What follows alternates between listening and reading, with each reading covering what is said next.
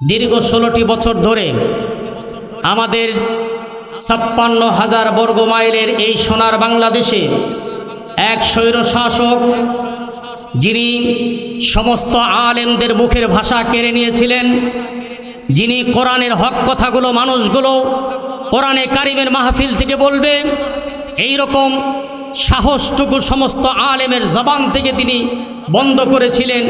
কোরআনের কথা পর্যন্ত বলতে দেননি। এমনকি মসজিদের মেম্বার পর্যন্ত স্বৈর শাসক আওয়ামী লীগের দখলে তারা নিয়েছিল। তারা কোনো আলেমকে কথা বলতে দেয়নি, কোনো ইমামকে স্পষ্ট করে কোরআনের হক কথাগুলো তারা বলতে দেয়নি দীর্ঘ 16টি বছর ধরে। আল্লাহ রাব্বুল আলামিন ফেরাউনের মতো, হামানের মতো, নমরুদের মতো, কারুনের মতো এই শেখ হাসিনার উপরে, আওয়ামী লীগ সরকারের উপরে আল্লাহ তাআলা এমন গজব নাজিল করেছেন, শেষ পর্যন্ত বাংলাদেশের জন্মভূমি ছেড়ে ভারতে গিয়ে পালিয়ে যেতে বাধ্য হয়েছে। কথা বলেন ঠিক কিনা? আমার বন্ধুগণ, আজকে বলতে আমাদের কোনো বাধা নাই, আজকে বলতে আমাদের আর কোনো ভয় লাগে না। সেই সময় আমরা জালিমদের দেখে মুখ বন্ধ করে 16টি বছর নীরবে আমরা সহ্য করেছি। কিন্তু এখন স্পষ্টভাবে জানিয়ে দিতে চাই, এই বাংলার জমিন কোরআনের জমিন, এই বাংলাদেশের জমিনে ইসলামের জমিন, এখানে আলেমরা কথা বলবে, আলেমদের বুক উন্মোচন করে কথা বলবে। আর কারো কোনোদিন বাবার ক্ষমতা হবে না আলেমদের বুককে বন্ধ করে দিতে। কথা বলেন ঠিক কিনা? আমার বন্ধুগণ, এই জন্যই আল্লাহ তাআলা বলেছেন, আমি জুলুমকারীকে সহ্য করতে পারি না। যারা মানুষের উপরে জুলুম করে, অন্যায় করে, অত্যাচার করে আমার মুসলমানদের উপরে, আল্লাহ পাক বলেছেন এদেরকে আল্লাহ পাক কখনোই বরদাস্ত করতে পারেন না। এগুলো আল্লাহর পক্ষ থেকে এই আওয়ামী লীগের উপরে গজব নাজিল হয়েছে, কারণ এরা সবচাইতে নির্যাতন করেছে বাংলাদেশের আলেমদের উপরে। কথা বলো মুসলমান, ঠিক কিনা? সমস্ত আলেমদের উপরে এত নির্যাতন তারা করেছে, কোরআনের মাহফিল পর্যন্ত তারা হতে দেয় নাই। থানাতে অনুমোদন লাগবে, নেতার কাছে যাওয়া লাগবে, স্যামসা অনুমোদন দিবে না, নেতা অনুমোদন দিবে না। আওয়ামী লীগের সমস্ত নেতার স্যামসার কাছে বছরের পর বছর ধরে দিনের পর দিন ঘুরেও মাহফিলের অনুমতি পাওয়া যায় নাই। আজ আল্লাহ রাব্বুল আলামিন কোরআনের কথা বলার সুন্দর পরিবেশ যিনি করে দিলেন, মুসলমান চিল্লায় বলো তো তিনি কে? আল্লাহ পাক এই কোরআনের ময়দানে কথা বলার সুযোগ দিয়েছেন। আমার বন্ধুগণ, আসুন, এ দেশকে নিয়ে আওয়ামী লীগের দুঃশাসনগুলো আবারও ষড়যন্ত্র করতেছে। দেশের ভিতরে হিন্দুত্ববাদীদের দিয়ে আজ আমাদের মুসলমানদের মধ্যে একটি ঐক্যের বিনষ্ট ঘটাতে চায়, এদেশে দাঙ্গা করতে চায়। হিন্দু, মুসলিম, ইহুদি, বৌদ্ধ, আমাদের এই সোনার বাংলাদেশে আমরা এক হয়ে আছি, অভিন্ন হয়ে আছি, মিলেমিশে আছি। সাম্প্রদায়িক সম্প্রীতির দেশ আমার সোনার বাংলাদেশ। অথচ এদেশে কিছু আওয়ামী লীগের দোসররা বাংলাদেশ থেকে পালিয়ে গিয়েছে তাদের মা হাসিনা, কিন্তু এখনো পর্যন্ত এই শেখ হাসিনার দোসর আওয়ামী লীগের বদমাশ কিছু লোকেরা আমার দেশকে কলুষিত করতে চায়। কথা বলেন ঠিক কিনা? এদেশে তারা নৈরাজ্য সৃষ্টি করতে চায়। ভারত থেকে শেখ হাসিনা তার কর্মীদেরকে উস্কানি দিয়ে এই দেশে মুসলমানেরা কেমন করে অশান্তি তৈরি করবে দেশের মধ্যে তারা চেষ্টা করছে, কিন্তু এই চেষ্টা তাদের কোনোদিন সফল হবে না। কারণ বাংলাদেশের ছাত্র জনতা, ইসলামী ঐক্যফ্রন্টের, বাংলাদেশ জামাত ইসলামী, বাংলাদেশ ছাত্র শিবির, বাংলাদেশ জাতীয়তাবাদী দল বিএনপি সবাই মিলে এদেশ থেকে যখন স্বৈর শাসককে তাড়িয়ে দিতে পেরেছে, আবার আওয়ামী লীগের কিছু দোসর বদমাইশ কুলাঙ্গারদেরকেও এই জমিন থেকে আমরা বিতাড়িত করতে পারবো ইনশাআল্লাহ। কথা বলেন ঠিক কিনা?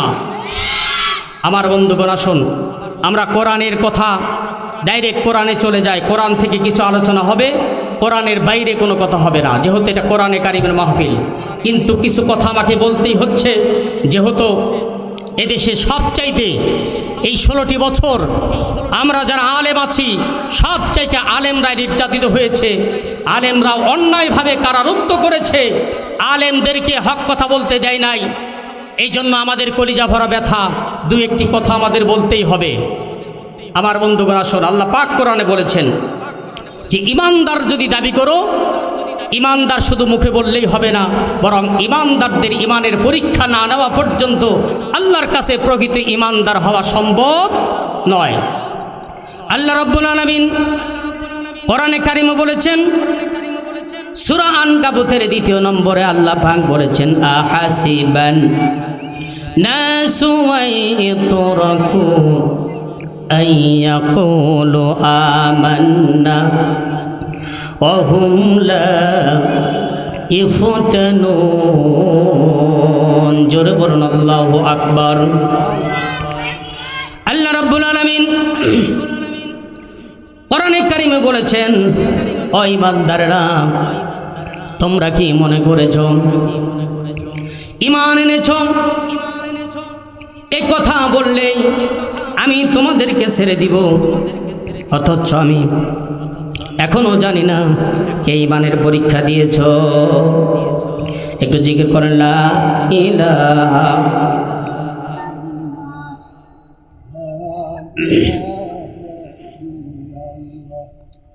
লা ইলাহা লা ইলাহা ইল্লাল্লাহু মুহাম্মাদুর রাসূলুল্লাহ সাল্লাল্লাহু আলাইহি ওয়াসাল্লাম। আল্লাহ পাক বলছেন, ইমানদারেরা, ঈমান শুধু আনলেই হবে না, কালেমা পড়ে মুসলমান হয়েছ এ কথা বললেই হবে না, বরং ঈমানের দাবিতে তোমাকে অবশ্যই ঈমানের প্রতি অটুট থাকতে হবে। এই ক্ষেত্রে আমি অবশ্যই তোমাদেরকে পরীক্ষা করে নিব, কে ঈমানের দাবিতে সত্যবাদী আর কে ঈমানের দাবিতে মিথ্যাবাদী। আমার বন্ধুগণ, ইতিপূর্বে যারা ঈমান এনেছে, ঈমানটা এমন একটা মজবুত জিনিস, ঈমানটা এমন একটি মজবুত আমল যেটা শুধু মুখে বললেই হবে না। আমার ভাইরা, আল্লাহর হাবিবের সাহাবীরা ঈমান এনেছে, পরীক্ষা দিয়েছে।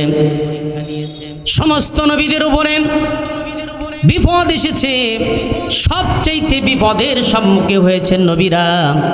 নবীদের চাইতে এত বড় বিপদে কেউ আসে নাই, কেউ পড়ে নাই। সমস্ত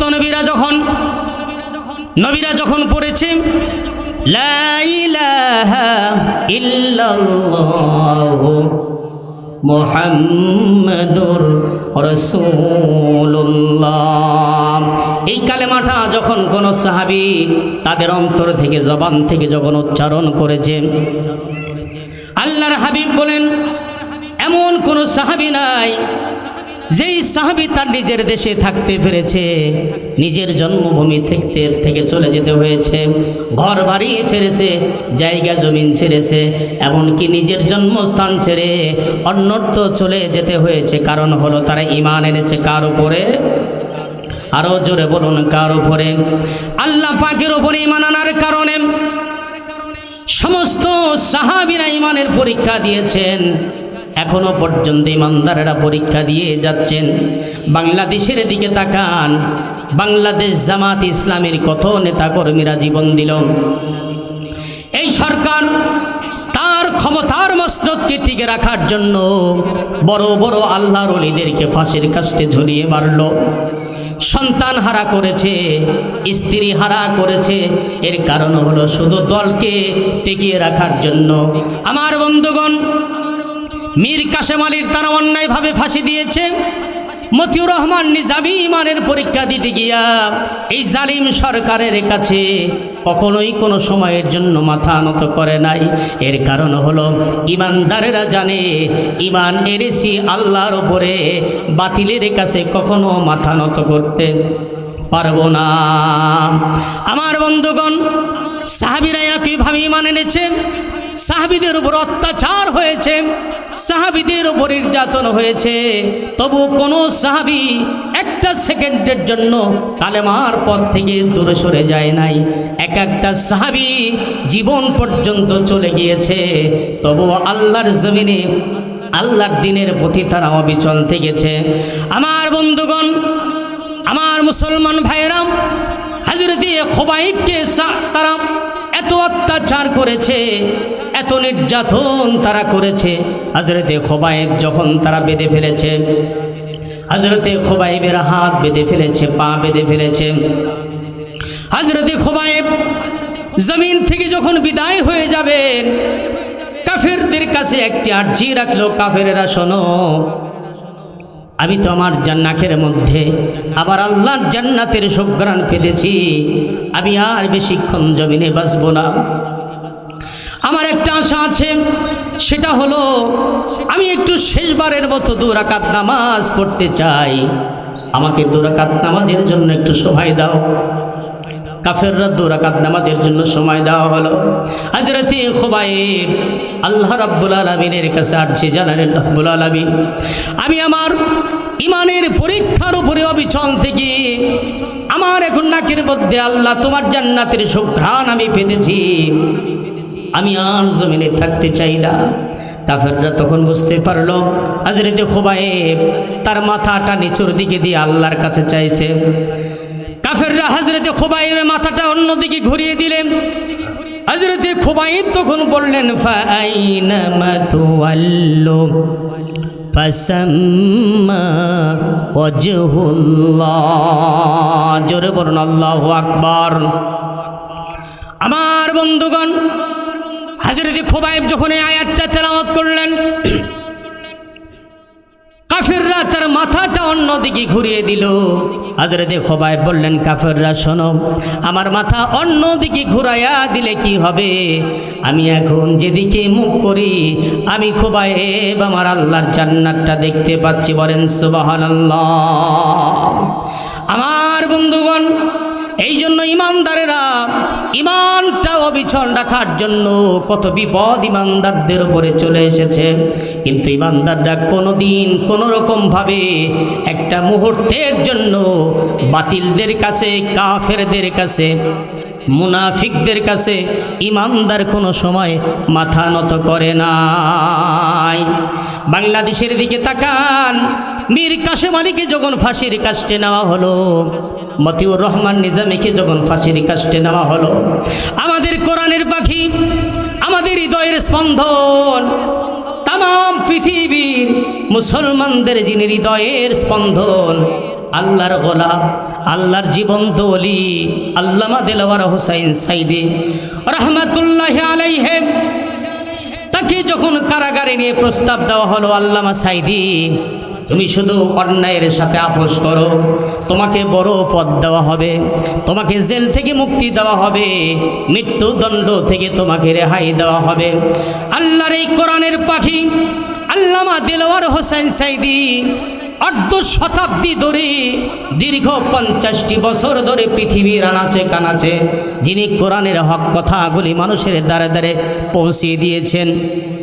হাজার হাজার ইহুদি খ্রিস্টান হাজার হাজার ইহুদি হিন্দু খ্রিস্টানগুলো মুশরিকগুলো যারা হাতে কালেমা পড়ে মুসলমান হয়েছেন, এই জালিম শাসক, এই আওয়ামী লীগ সরকার, এই কুলাঙ্গার সরকারের লোকেরা তাকে সহ্য করতে পারে নাই, যার কারণে অন্যায়ভাবে শুধু কোরআনের দাওয়াত দেওয়ার কারণে আমাদের আল্লামাকে অন্যায়ভাবে দীর্ঘ 13টি বছর জেলখানায় কারারুদ্ধ রেখে বঙ্গবন্ধু শেখ মুজিব মেডিকেল হাসপাতালে এনে শেষ পর্যন্ত বিষাক্ত ইনজেকশন দিয়ে এই সরকার যখন আল্লাহর গোলামকে শহীদ করে জান্নাতে পাঠিয়ে দিয়েছে, আমার বন্ধুগণ, এত কিছুর পরেও আল্লাহর গোলামেরা কখনো কাফের বেঈমানদের কাছে মাথা নত করে নাই, ঠিক কিনা বলেন?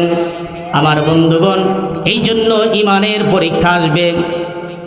ইমানদার যদি নিজেকে কোনো মুসলমান দাবি করে, অবশ্যই ইমানের পরীক্ষা দিতেই হবে, কারণ হলো ইমানের পরীক্ষা ছাড়া কোনো মুমিন আল্লাহর সান্নিধ্য সফলতার কাজে পৌঁছে যেতে পারবে না।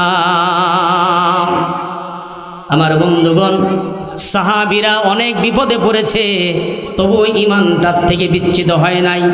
আল্লাহ রাব্বুল আলামিন এই জন্যই তো কোরআনে কারিমে বলেছেন, আহাসিবান নাসু আইয়ুতরাকু আইয়াকুলু আমান্না ওয়া হুম লা ইফতানুন। আল্লাহু আকবার। আমার বন্ধুগণ, আল্লাহ পাক বলছেন, ওই ইমানদারেরা যারা কালেমা পড়েছো, তারা কি মনে করেছো কালেমা পড়েছি আর ইমান আনলাম এটা বললে আমি ছেড়ে দিব? কোনোদিনও সম্ভব নয়। বরং ইমানটার যদি দাবি অন্তরে পোষণ করো, অবশ্যই জমিনে আমি তোমাদের খাঁটি ইমানদার হিসাবে পরীক্ষা করে আনব।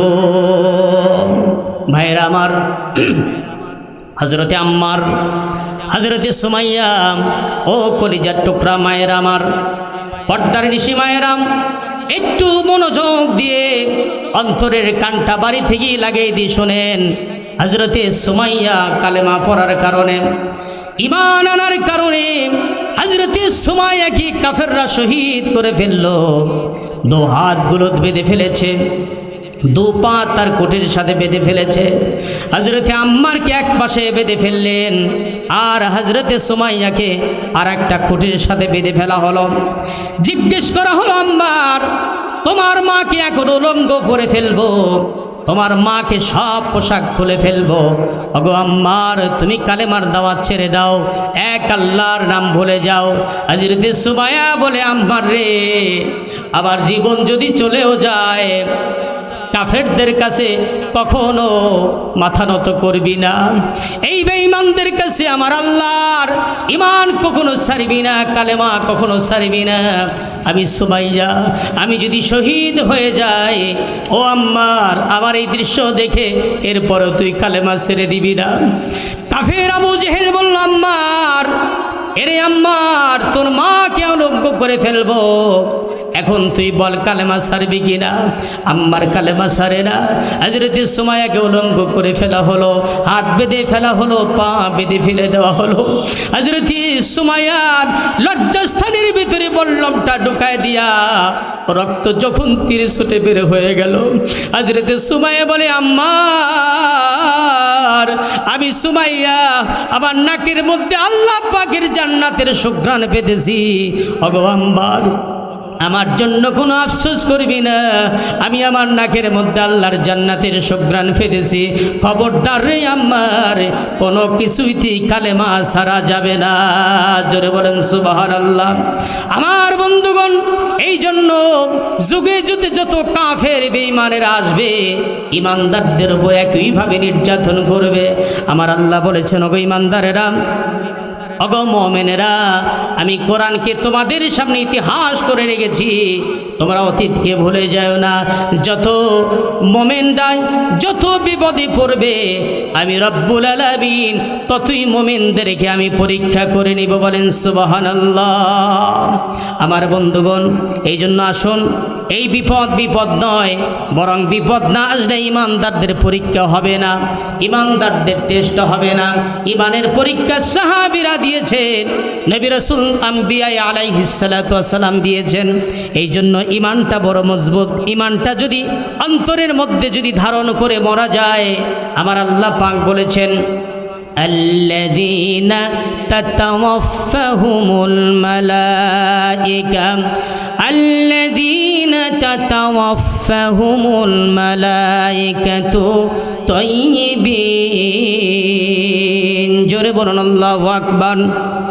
আবার বন্ধুগণ, রব্বুল আলামিন কোরআনে কারিমে জানিয়েছেন, নবী ইমানদারেরা, যখন তোমরা ইমানের ওপরে মজবুত থাকবে, ইমানের ওপরে যারা অবিচল থাকবে, ইমানের ওপরে যারা অবিচল থেকে মরবে, আমি রব্বুল আলামিন ইমানদার যখন জমিন থেকে বিদায় হয়ে যাবে, আমার লক্ষ লক্ষ ফেরেশতারা ইমানদারের কানের কাছে শুধু একটা কথাই বলবে, ও আব্দুর রহমান, জমিনে কষ্ট করেছো, ইমানের উপরে তুমি অবিচল থেকেছ, ইমানটা কখনো ছাড়ো নাই। শত বিপদ এসেছে, শত মুসিবত এসেছে, কিন্তু ইমান থেকে কখনো তুমি অবিচল থেকেছ, ইমান থেকে সরে যাও নাই। আজকে আমি রব্বুল আলামিন আমার পক্ষ থেকে ঘোষণা হয়ে গেল, আমার লক্ষ লক্ষ ফেরেশতা তোমার কানের কাছে পৌঁছে দিলাম। ফেরেশতারা বলছে আল্লাহ তাখাফু ওয়ালা তাহজানু, কোনো ভয় নাই, কোনো চিন্তা নাই। ও বান্দারে, ও আবশিরু বিল জান্নাতিল্লাতী কুনতুম তুআদুন, ঈমানদার শোনো, তোমার মরার সাথে সাথে আমি আল্লাহ রাব্বুল আলামিন আমার জান্নাতের সুসংবাদ জেনে নাও। সুবহানাল্লাহ। এর মানে হলো ঈমানদারদের জমিনে কোনো ভয় নাই। যদি প্রকৃত অর্থে মুমিন হতে পারি, প্রকৃত অর্থে যদি ঈমানটা মজবুত করে রাখতে পারি, তাহলে ঈমানদারদের জমিনে ভয় নাই, আখিরাতের জমিনে কোনো চিন্তা নাই। কে বলেছেন ভাই? আরো জোরে আওয়াজ দেন, এই ছাত্র ভাইয়ের আওয়াজ দেন। এই কথা কার? আল্লাহ পাক বলেছেন ঈমানদারদের জমিনে কোনো ভয় নাই, কবরের জমিনে কোনো চিন্তা নাই। এই কবরটাও, কবরের জমিনটা হবে ঈমানদারদের জন্য জান্নাতের টুকরা। জোরে বলেন সুবহানাল্লাহ। ঈমানদাররা কবরের জমিনে কোনো টেনশন হবে না, কারণ ঈমানদাররা জানে ঈমানের দাম হলো জমিনের সর্বশ্রেষ্ঠ দাম। ঈমানটাও যদি আমরা মজবুত করে রাখতে পারি, তাহলে মরার সাথে সাথেই আল্লাহ রাব্বুল আলামিন 3টা প্রশ্ন ফেরেশতা আমাকে করবে। আল্লাহর হাবিব বলেছেন, কোন ঈমানদার যদি জমিনে ঈমান আনার কারণে, ঈমানের উপরে অবিচল থাকার কারণে ঈমানদারটা যখন মরে যাবে, ঈমানদারের মৃত্যুর সময় কোনো কষ্ট হবে না। ঈমানদার এমনভাবে মরবে, মায়ের কোলের মধ্যে ছোট্ট শিশু যেমন দুধ খেতে খেতে যেমন ঘুমায় যায়, আল্লাহর হাবিব বলেছেন আমার উম্মতের জন্য আমি রব্বুল আলামিনের কাছে চেয়ে নিয়েছি, আমার উম্মতের জন্য আমি রাসূল করিম সাল্লাল্লাহু আলাইহি সাল্লাম আমার উম্মতের জন্য আমি দোয়া করেছি, আমার উম্মতের মরার সময় কোনো কষ্ট হবে না। আমার উম্মতেরা এমন অবস্থায় মরবে, একটা দুধের বাচ্চা মায়ের বুকের দুধ খেতে খেতে যেমন ঘুমায় যায়, আল্লাহর গোলামেরা কালেমার সাথে মরণ হয়ে যাবে। এর মানে হলো 2জন ফেরেশতা কানের কাছে এসে বলতে থাকবে আল্লাহ তাখাফ ওয়ালা তাহজান, কোনো ভয় নাই, কোনো চিন্তা নাই, বরং মরার সাথে সাথেই বান্দা তোমার জন্য আল্লাহ রাব্বুল আলামিন জান্নাতের রিজিকটা রেখে দিয়েছেন। বলেন সুবহানাল্লাহ। একজন ঈমানদার যখন মরে যাবে, ফেরেশতাগুলো নাজিল হয়ে যাবে, ফেরেশতা তার কানের কাছে অভয় দিয়ে থাকবে আর ডাকবে, ওগো আল্লাহর গোলাম, এই জমিনে তুমি ভ্যান চালিয়েছ, কত কষ্ট করে জীবনটা অতিবাহিত করেছ, রিক্সা চালিয়েছ, কৃষিকাজ করেছ, কিন্তু কখনো তুমি ঈমানের থেকে বিচ্ছিন্ন হও নাই। নামাজের সময় নাজান দিলে নামাজে চলে গেছো, শিরকের সাথে সম্পর্ক রাখো নাই, শিরকের সাথে সম্পর্ক তোমার নাই, মিথ্যা কথা বলো নাই, চগলখড়ি করো নাই, হারামের কাছে যাও নাই, হালাল উপার্জন করে চলেছো। আল্লাহ রাব্বুল আলামিন বলেছেন এত সুন্দর জীবন যাপন করার কারণে আমি রব্বুল আলামিন গোলাম রে তোমার উপরে খুশি হয়ে গেছি। বলেন সুবহানাল্লাহ। আমার মুসলমান ভাইয়েরাম, আপনাদের এলাকার মানুষ, আমি আপনাদের সন্তান সমতুল্য, আমি কলিজার থেকে উদাত্ত আহ্বান জানাই, হালালের উপরে চলবেন, হারাম রোজগার হবে না, শিরকের সাথে মুসলমানদের কোনো সম্পর্ক হবে না। শিরক যদি না থাকে, ঈমান যদি মজবুত রয়ে যাও, আমলের যদি কোনো ত্রুটি হয়ে যায়, আল্লাহ রাব্বুল আলামিন ঈমানদার থাকার কারণে, আখিরি জামানার উম্মত হওয়ার কারণে আল্লাহ রাব্বুল আলামিন কিয়ামতের দিন আমাদেরকে মাফ করে দিবে। বলেন সুবহানাল্লাহ।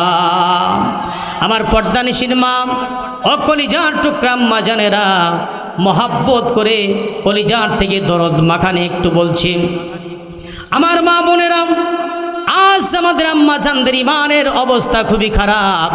হযরতে খাদিজাতুল কুবরার ইতিহাস আমরা জানি না। আজকে মায়েদের ঘরে খাদিজার পুস্তক থাকে না, ফাতেমার জীবনী থাকে না। আজকে স্টার জলসা আর জি বাংলা দিয়ে আমাদের ঘরটা পরিপূর্ণ হয়ে গেছে। সকাল থেকে সন্ধ্যা পর্যন্ত, রাত থেকে ভোর পর্যন্ত আজকে ভারতী চ্যানেলগুলো আমাদের সংসারগুলো নষ্ট করে দিয়েছে, স্বামী স্ত্রীর মহব্বতগুলো নষ্ট করে দিয়েছে। স্ত্রী স্বামীকে সম্মান করে না, স্বামীর মর্যাদা করে না। আমার বন্ধুগণ, হযরতে আম্মা জান খাদিজাতুল কুবরা রাদিয়াল্লাহু তাআলা আনহা এমন মহিয়সী নারী, আমার জীবনটা একটুখানি যদি বলি অন্তরটা নরম হয়ে যাবে। রহমতের নবী আমার, বিশ্ব নবী আমার, গভীর রাত বেলায় হযরতে আয়েশা বলেন রাসূল আমার কাছে নাই। আমি ঘরের মধ্যে বিছানায় খুঁজতেছিলাম, বিশ্ব নবী যখন আমার কাছে শুয়েছিল, এখন তো নবী আমার নাই। হযরতে আম্মা জান বলছেন আমি রাতের বেলা উঠে চলে গেলাম, রহমতের নবী কোথায় চলে গেলেন দেখি। যে দেখি রহমতুল আলামিন বিশ্ব নবী মসজিদে নববীর মধ্যে নামাজের সেজদায় আল্লাহর হাবিব নামাজ পড়ে দুহাত তুলে মোনাজাত করে বলছেন রব্বুল আলামিন কিয়ামতের কঠিন ময়দানে মহাশরে স্বামী তার স্ত্রীর ভুলে যাবে, স্ত্রীও তার স্বামীকে ভুলে যাবে, রব্বুল আলামিন সন্তান তার আম্মাকে ভুলে যাবে, মা তার সন্তানকে ভুলে যাবে। মাবুদ রে, কিয়ামতের দিন আমি বিশ্ব নবী মুহাম্মদ রাসূলুল্লাহ সাল্লাল্লাহু আলাইহি সাল্লাম যেন আমার খাদিজাকে ভুলে না যায়। মোনাজাত যখন হয়ে গেল, হযরতে আম্মা জান আয়েশা পিছন থেকে মোনাজাত ছেড়ে বলছেন ইয়া রাসূলুল্লাহ, ইয়া হাবিবাল্লাহ, ওগো নবীজি 25 বছরের একটা যুবক একটা 40 বছরের একটা বৃদ্ধা মহিলাকে বিয়ে করার পরে ওগো রহমাতুল লিল আলামিন এখনো পর্যন্ত খাদিজার কথা আপনি ভুলে যাননি কেন? আপনি কি যুবতী স্ত্রী হিসাবে আমারে পান নাই? আল্লাহর হাবিব এই কথাটা বলার সাথে সাথে বিশ্ব নবীজির চেহারা কালো হয়ে গেল। আয়েশাকে ডাক দিয়ে বলেন, আয়েশা গো, খবরদার রে আয়েশা, আবার খাদিজা সম্পর্কে এমন উক্তি আর কখনো তোমার জবান থেকে শুনতে চাই না। হযরতে আয়েশা বললেন, ইয়া রাসূলুল্লাহ, হে ইয়া হাবিবাল্লাহ, খাদিজার সম্পর্কে এমন কথা বলেছি, ইয়া রাসূলুল্লাহ আমার অন্যায় হয়ে গেছে, আপনি আমারে মাফ করে দেন। ইয়া রাসূলুল্লাহ, হে মেহেরবানি করে আমার বোন খাদিজার সম্পর্কে আমারে কিছু শোনান। আল্লাহর হাবিব বললেন, ওগো আয়েশা, আমি কি শোনাবো রে আয়েশা? এই দুঃখের কথা তুমি আমাকে মনে করে দিও না। ওগো আয়েশা, এই মক্কার মধ্যে তোমরা আমার সুখীর সময়ের স্ত্রী, আর আমার খাদিজা ওই সময়ে আমার স্ত্রী ছিল যে সময় মক্কার মধ্যে আমি মুহাম্মদ রাসূলুল্লাহ সাল্লাল্লাহু আলাইহি সাল্লামের আশ্রয়ের কোনো জায়গা ছিল না। ওগো আয়েশা, আমাকে একটু আশ্রয় দিবি, এমন একটা জায়গা মক্কার মধ্যে আমার ছিল না। আয়েশা, আমার খাদিজা তখন আমারে আশ্রয় দিয়েছে, আমার হাতে কালেমা পড়ে মুসলমান হয়েছে, লক্ষ লক্ষ কোটি কোটি টাকার সম্পদ ওগো আয়েশা আমার হাতে আমার খাদিজা বিলিয়ে দিয়েছে।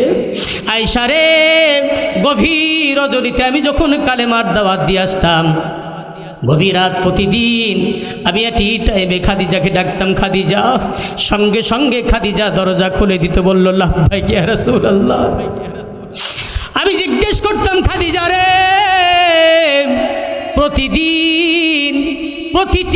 প্রতিদিন রাতে একই সময়ে আমি যখন একই সময়ে গভীর রাতে আসি, ওগো খাদিজা, তোমাকে দুইটা ডাক দেওয়া লাগে না? একটা ডাকের সাথে সাথে খাদিজা তুমি সঙ্গে সঙ্গে আবার জবাব দিয়ে দাও। ও খাদিজা, একটু সত্যি করে বলো রে খাদিজা, তুমি কি কোনো দিন রাতে ঘুমাও না? আয়েশা রে, আমার খাদিজা কি জবাব দিয়েছে তুমি কি জানো? আমার খাদিজা বলছে, ইয়া রাসূলুল্লাহ, ইয়া হাবিবাল্লাহ, আমি কেমনে করে ঘুমাবো নবীজি? আমি অন্তরে ভয়ে ভয়ে থাকি। রহমতের নবী আমার কালেমার দাওয়াত দেন, একা একা গভীর রাত পর্যন্ত কালেমার দাওয়াত দেন। আমি খাদিজা যদি ঘুমায় যাই আর রহমতের নবী যদি বারবার আবারে ডাক দেয় খাদিজা খাদিজা বলে, ইয়া রাসূলুল্লাহ, আমি খাদিজা যদি গভীর ঘুমে ঘুমায় যাই, নবী গো, আমি আপনার ডাকের জবাব দিতে পারবো না। আল্লাহর পয়গম্বর, কিয়ামতের কঠিন মুসিবতের সময়ে আমি খাদিজা আল্লাহর দরবারে কি জবাব দিব নবীজি? এই জন্য প্রতিদিন রাতে এই দরজার সাথে টেস লাগাইয়া দাঁড়ায়া ঘুমাই, আমার রহমতের নবী কখন আসবে, আমারে ডাক দিবে খাদিজা, আমি সঙ্গে সঙ্গে যেন ডাকের জবাব দিতে পারি। বলেন সুবহানাল্লাহ। আমার বন্ধুগণ, আমার মুসলমান ইমানদার ভাইয়েরা ও আমার পর্দানিসীন মা বোনেরা, ওই খাদিজার শ্রেষ্ঠ জীবনী আপনাদের থাকা দরকার। খাদিজার মতো একটা নারী যদি হয়ে যায়, আল্লাহর হাবিব বলেছেন আকাশের নিচে জমিনের উপরে আমার খাদিজার মতো এত শ্রেষ্ঠ আর উত্তম মহিলা আকাশের নিচে জমিনের উপরে আর একটাও হবে না। সুবহানাল্লাহ বলুন। আকাশের নিচে জমিনের উপরে আমার খাদিজার মতো শ্রেষ্ঠ মহিলা, এত উত্তম মহিলা আর কোনোদিন আসবে না। কার কথা? বিশ্ব নবীজির জবান দিয়ে বলেছেন। আমার মায়েরা বোনেরা, আজকে সেই খাদিজা যেমন ছিল রসুল ভক্ত, স্বামী ভক্তি, তেমন আল্লাহ এবং তার রসুলের মোহাব্বত দিয়া খাদিজার অন্তরটা ভরে রেখেছে। আমার ভাইয়েরা, হযরতে আম্মাজান খাদিজাতুল কুবরা এত সম্মানিত নারী আল্লাহ বানিয়েছেন। হযরতে জিবরাইল আলাইহিস সালাতু ওয়াস সালাম এরা গুহায় যখন আমার নবীর উপরে ওহী নিয়ে আসতেন, হযরতে জিবরাইল এসে বলছেন, ইয়া রাসূলুল্লাহ, আমি আর অপেক্ষা করতে পারলাম না, আমি দেখতে পাচ্ছি হযরতে খাদিজা আপনার জন্য খাবার নিয়ে আসতেছেন। নবীজি, খাদিজা যখন খাবারটা নিয়ে আপনার কাছে এসে পৌঁছে যাবে, আপনি একটা সুখবর জানায় দিবেন। খাদিজারে বলবেন, খাদিজা গো, আমার আল্লাহ রাব্বুল আলামিন তোমাকে সালাম দিয়েছেন। চিল্লায় বলুন সুবহানাল্লাহ, আরো জোরে বলুন আল্লাহু আকবার। আমার বন্ধুগণ, আমার আল্লাহ নিজে একজন মহিলাকে সালাম দেন। আমার আল্লাহ কোনো দিন কোনো নবীরেও সালাম দেন নাই, কোনো পয়গম্বরের সালাম দেন নাই, কোনো সাহাবীরে সালাম দেন নাই। আমার আল্লাহ রাব্বুল আলামিন খাদিজার মতো একটা নারীকে আরশে আজিম থেকে আমার আল্লাহ রাব্বুল আলামিন সালাম জানিয়েছেন। ও পর্দার মা বোনেরা, ও কলিজার টুকরা আম্মা জানেরা, একটু মনোযোগ দিয়ে শোনেন। ওই খাদিজার মতো নারী যদি হতে পারেন, উত্তম নারী যদি হতে পারেন, আমার আল্লাহর সালাম এখনো পর্যন্ত খাদিজার মতো আপনারাও পাবেন। আমার মায়েরা, হযরতে খাদিজা আল্লাহর হাবিবের কাছে যখন খাদিজা চলে আসলেন, আল্লাহর পয়গম্বর বলছেন, খাদিজা গো, তোমার জন্য একটা সুখবর আছে, তুমি কি জানো? খাদিজা বলছেন, ইয়া রাসূলুল্লাহ, কি সুখবর? আল্লাহর হাবিব বললেন, খাদিজা রে, জিবরাইল আমাকে বলে গেল আল্লাহ রাব্বুল আলামিন তোমারে সালাম দিয়েছেন। সুবহানাল্লাহ বলেন। হযরতে বিশ্ব নবী বলছেন, ওগো খাদিজা, শুধু আল্লাহই সালাম দেন নাই, হযরতে জিবরাইলও তোমারে সালাম জানিয়েছেন। হযরতে আম্মাজান খাদিজাতুল কুবরা দু চোখের পানি ছেড়ে দিয়ে বলছেন, ইয়া রাসূলুল্লাহ, আমার নারী জনম সার্থক গো নবীজি, আমার আল্লাহ পাক আমাকে সালাম দিয়েছেন, এর চাইতে আমার নারী জনমের এত বড় সার্থকতা আর কোনো দিন হয় নাই। ইয়া রাসূলুল্লাহ, আল্লাহ পাকের সালামের জবাব কেমনে দিতে হয় নবীজি? আমি তো জানি না, আল্লাহর সালামের জবাব আপনি একটু দিয়ে দিন। আমার বন্ধুগণ, এই জন্য আল্লাহ পাকের মোহাব্বত, রাসূলুল্লাহর মোহাব্বত খাদিজার অন্তরের মধ্যে ভরা ছিল, যার কারণে আল্লাহ এবং তার রাসূলকে এত বেশি ভালোবাসার কারণে আল্লাহ পাক নিজে খাদিজাকে সালাম দিয়েছেন। আল্লাহ রাব্বুল আলামিন এইরকমভাবে প্রত্যেক মহিলাকে যেন রাসূলুল্লাহর মোহাব্বত, স্বামীর খেদমত আর আল্লাহর মোহাব্বত যেন ভরা থাকে, এই জন্য আমাদেরকে প্রচেষ্টা চালাতে হবে। কারণ হলো, এই পৃথিবীতে চিরদিনের থাকার জায়গা নয়, বরং এখান থেকে চলে যেতে হবে। কখন আমাদের মরণের চিঠি আসবে আমরা কেউ জানি না। কথা বলেন ঠিক কিনা? আমার মরণ আসিবে কখন কেউ তো জানে না, আমি মরে গেলে তোমরা আমায় ভুইলা যায়ও না, আমি মরে গেলে তোমরা আমায় ভুইলা যায়ও না, আমার মরণ আসিবে কখন কেউ তো জানে না। এই দুনিয়া চিরজীবন থাকার জায়গা না, অন্ধকার কবর যে আমার আসল ঠিকানা। এই দুনিয়া চিরজীবন থাকার জায়গা না, অন্ধকার কবর যে আমার আসল ঠিকানা। আমি চলে যাব কেউ তো আমার সঙ্গী হবে না, আমি চলে যাব কেউ তো আমার সঙ্গী হবে না।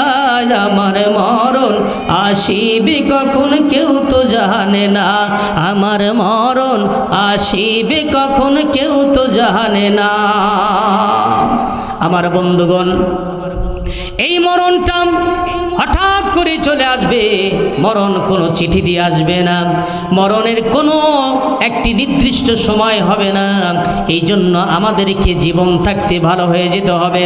আমার পর্দার মা বোনেরা, এই জন্য আসুন, স্বামীর খেদমত দরকার আছে না নাই? স্বামীর খেদমত প্রয়োজন আছে।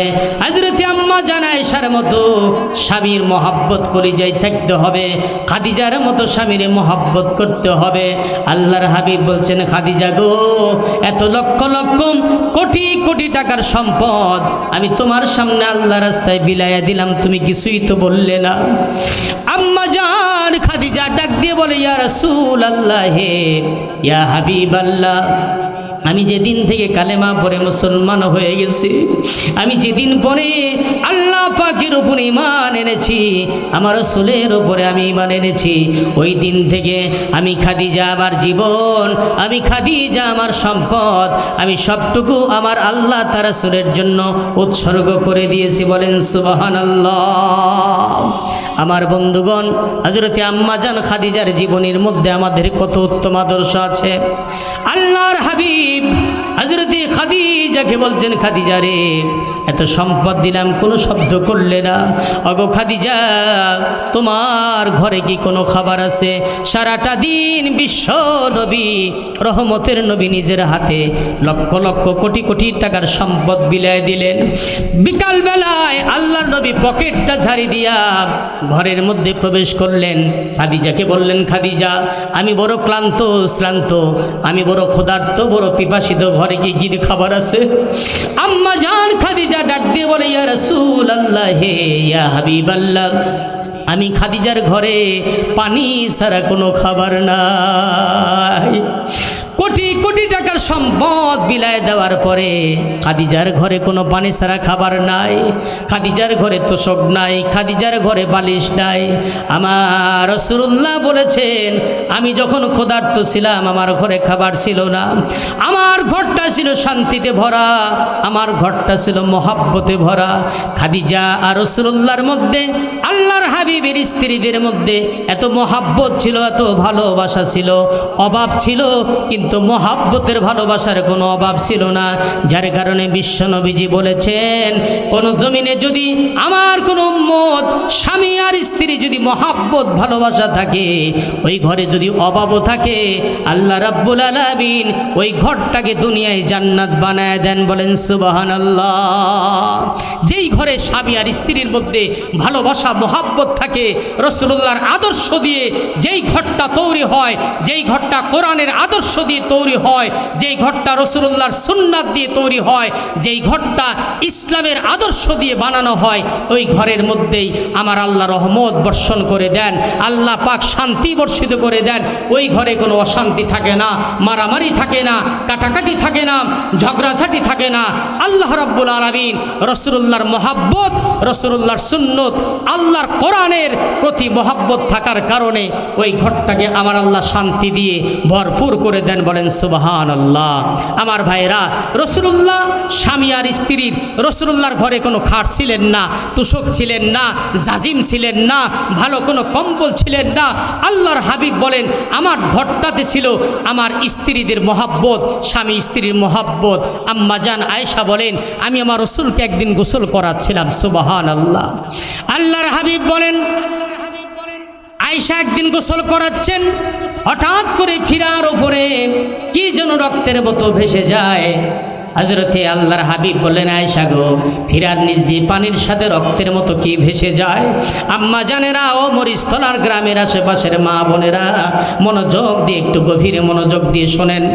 আল্লাহর হাবিব বললেন, আয়েশা গো, ফিরার সাথে পানির সাথে কি যেন ভেসে যায়।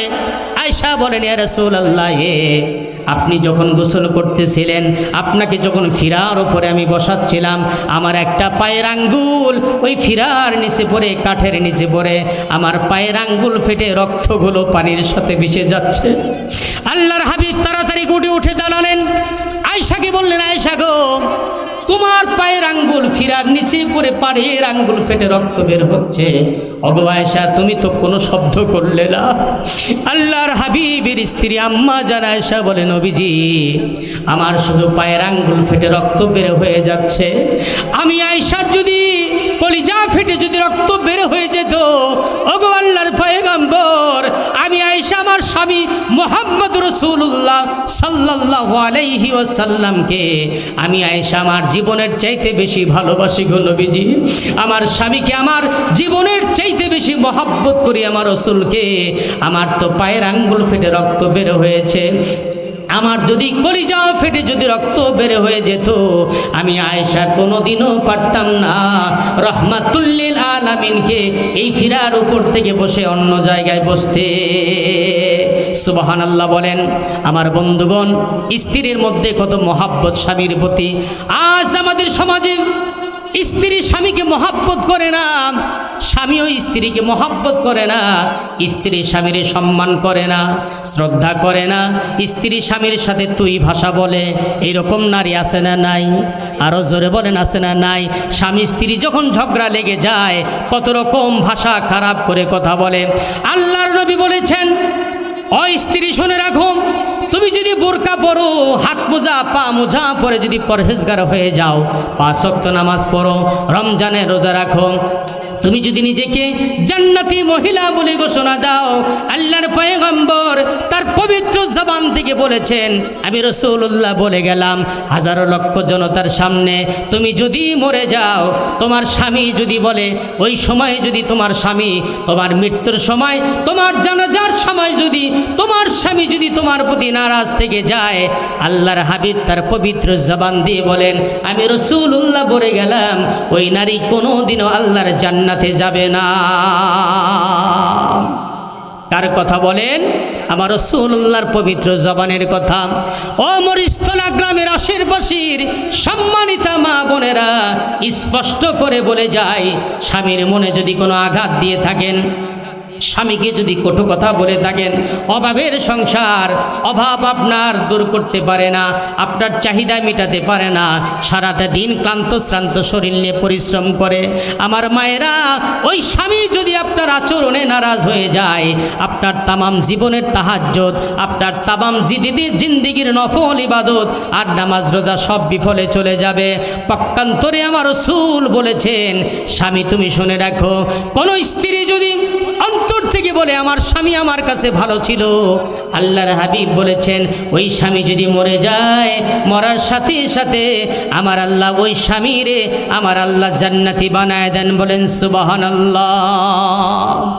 আমার বন্ধুগণ, এই জন্য আমাদের গ্রাম অঞ্চলে স্বামীর মর্যাদা নাই, স্ত্রীকে সম্মান দিতে পারে না স্বামী, দুজনের মধ্যে কত রকম ঝগড়াঝাটি লেগেই থাকে। স্ত্রী স্বামীকে মনে করে কাজের মেয়ে, স্বামীও স্ত্রীকে মনে করে কাজের মেয়ে। আমার ভাইয়েরা, এটা হতেই পারে না। আল্লাহর নবী বলেছেন, স্বামী আর স্ত্রীর অধিকার আমার আল্লাহ সমান করে দিয়েছেন, কিন্তু একটা ক্ষেত্রে আল্লাহ রাব্বুল আলামিন বলেছেন, আর রিজালু কাওয়ামুনা আলান নিসা, ও নারীরা মনে রেখো, আমি রাব্বুল আলামিন স্বামীদেরকে তোমাদের উপরে শাসনকর্তা বানিয়ে দিয়েছি। সাহাবীরা আরজ করলেন, নবীজি, ওই বনের উঠেরা, বন জঙ্গলের পশু পাখিরা তো আপনার কদমে সেজদা দেয়, ইয়া রাসূলুল্লাহ, আমাদের অন্তর চায় আমরা যদি আপনার কদমে একটু সেজদা দিয়া আমাদের মনটা অন্তরটা ধন্য বাতায় দিতাম, কপাল ধন্য বানাতাম।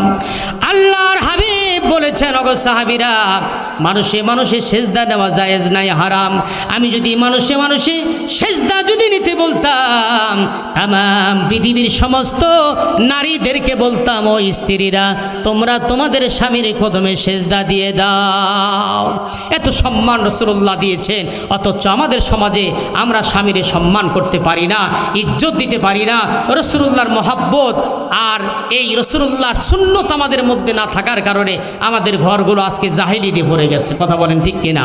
আজকে ইসলাম আমাদের সমাজে নাই, এলাকায় নাই। ইসলাম আছে মসজিদের মধ্যে, ইসলাম আছে মাদ্রাসার মধ্যে, ইসলামটা শুধু খাঙ্কায় রয়েছে, কিন্তু ইসলাম আমাদের বাস্তব জীবনে আমাদের বাস্তব জীবনে প্রতিফলন ঘটাতে পারে নাই, যার কারণে আমাদের কোনো জায়গায় শান্তি নাই, রাষ্ট্রের মধ্যে ইসলাম দিতে পারি নাই। আজকে যদি কোরআনের আইনটা, যদি ইসলামের আইনটা যদি বাস্তবে সমাজে রাষ্ট্রের মধ্যে থাকতো, আজকে আমাদের দেশের মধ্যে চোর ডাকাত বদমাইশ গুন্ডা তৈরি হতো না, মদখোর তৈরি হতো না, গাঁজাখোর তৈরি হতো না, বাংলাদেশের হাজারো কোটি কোটি টাকা লুটপাট করে আওয়ামী দুঃশাসনের লোকেরা আজকে বিদেশে তারা গাড়ি বাড়ি বানাতে পারতো না। কথা বলেন ঠিক কিনা? আজকে কোরআনের শাসন না থাকার কারণে, ইসলামের আইন নিয়ম না থাকার কারণে, আওয়ামী লীগের দুঃশাসন আজকে চলার কারণে দীর্ঘ 16টি বছর তারা বাংলাদেশের টাকা পয়সা, গরিবের টাকা পয়সাগুলো লুটপাট করে খেয়েছে, এই দেশকে ফকির করে চলে গেছে। আজকে তারা বিদেশে বাড়ি করেছে, গাড়ি করেছে। আমাদের দেশেও আওয়ামী লীগের সেন্সে নেতা পর্যন্ত কোটি কোটি টাকার মালিক আছে নাই? কয় বছর আছে না নাই? এই জন্য ভাইয়েরা, আমাদেরকে কোরআনের শাসন আনতে হবে। এই দেশটা যদি কোরআন দিয়ে চলে, এই দেশের পার্লামেন্টে যদি কোরআনের আইন পাস হয়ে যায়, এই দেশের পার্লামেন্টটা যদি কোরআন দিয়ে শাসন হয়, এই দেশে চুরি বন্ধ হয়ে যাবে, ডাকাতি বন্ধ হয়ে যাবে, জেনা বন্ধ হয়ে যাবে, খুন বন্ধ হয়ে যাবে, ধর্ষণ বন্ধ হয়ে যাবে। এই দেশটা একটা সোনার মদিনার মতো রাষ্ট্রে পরিণত হয়ে যাবে। বলেন সুবহানাল্লাহ।